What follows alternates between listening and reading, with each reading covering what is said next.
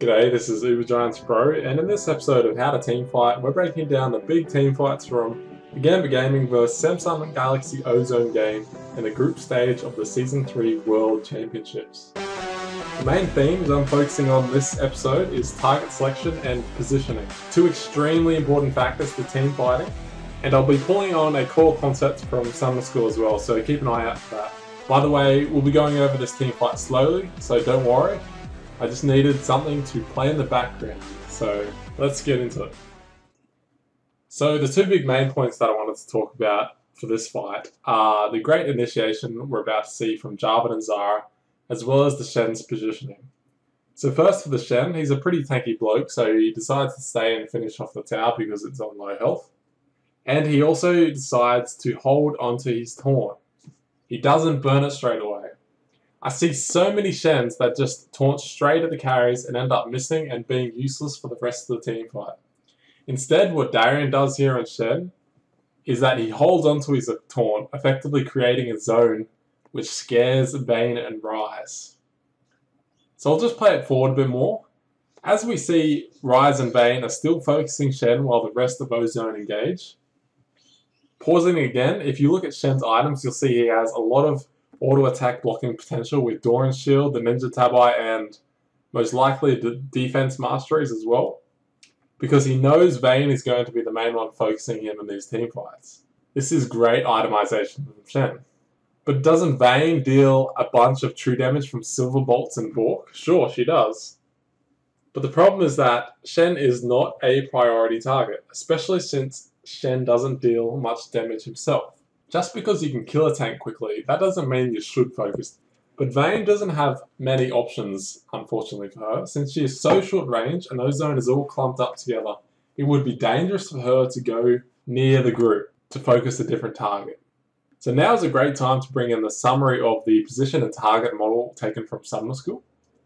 A champion is in the best position and attacks the best target when he is unlikely to die and attacks the greatest damage dealer. I think this is a great principle to follow for team fighting when you don't know who to focus. In regards to our example here, Vayne is forced to focus the Shen because of that zone I mentioned before, and because he is the only target she can get to safely. This also applies to Ryze, but I think because Ryze is a bit more tanky and the Sona crescendo is down, he could have afforded to move in with the rest of his team towards the main fight. So as the fight plays on a bit more, all of Ozone's front line get destroyed by the high burst of Gambit, and Vayne only picks up a kill on the Eve. The key factor in that fight was great zoning from a tanky Shen, and Ryze not having his ultimate up to follow up on the great initiation from Jarvan and Xayah. Imagine if he was there with his AoE burst to follow up. That would have completely changed how that fight turned out. This next team fight is a great team fight to demonstrate the principle that I just talked about from Summer School.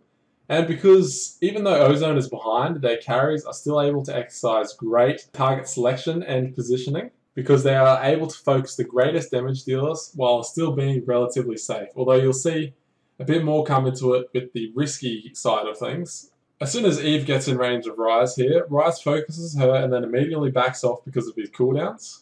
And as we pause it, let's take a look at where the main damage threats are in the fight because we'll be focusing on them mostly. They are fairly spread out, but here's a general idea of where the focus should be for each of these carries. Ahri has most of her skills on cooldown as well, so she isn't a big threat for now, but she will be later in the fight. Cog can focus Jarvan and Singed because the group focus from Gambit brings them down very fast.